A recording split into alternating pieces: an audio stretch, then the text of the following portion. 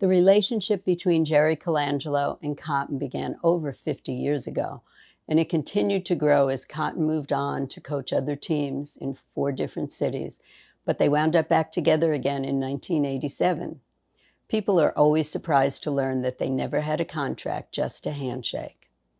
When Jerry called to tell me that Cotton would be inducted into the Hall of Fame, I was thrilled. I was grateful and, of course, very proud, but ultimately also sad and tearful because I knew that I would be accepting the award in his place. As Jerry had done so many times before, he waited patiently for my sobbing to stop and then said something to make me laugh. He's had to do that many times since Cotton died, and it reminded me of all our friends that have always been there for me whenever I am sad. Charles and Maureen Barkley were concerned about me spending so much time alone, so they gave me the second love of my life, my dog Gracie. And I often recall the many wonderful experiences that Cotton and I shared with Phil and Penny Knight, and the special bond that we've had for all these years is truly a gift.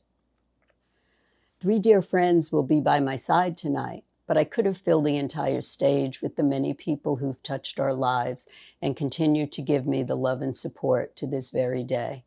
The good news is that so many of you have been such a big part of our lives. We've shared so many memorable experiences and have had so much fun along the way. The bad news is that because there are so many of you, I am unable to acknowledge each of you by name.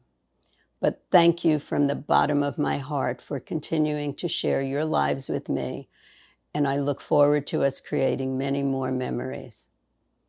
Thank you to the Hall of Fame for honoring my husband, and of course to all the players who made it possible for him to live his dream. Cotton's death motivated Scott Wedman to reflect on their relationship by writing an article in the Kansas City Star.